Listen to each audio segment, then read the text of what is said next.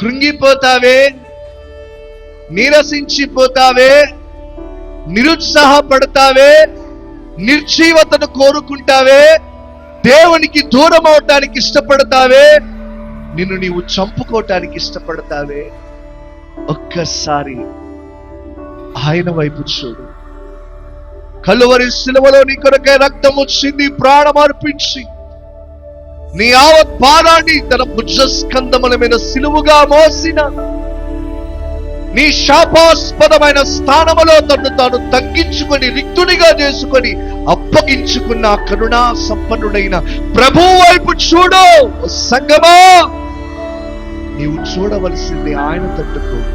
ఓ యవ్వన కుమారులారా, మీరు చూడవలసింది ఆయన తట్టుకు. ఆయన తట్టుకు మీరు చూస్తే మీకు వెలుగు కలుగుతుంది.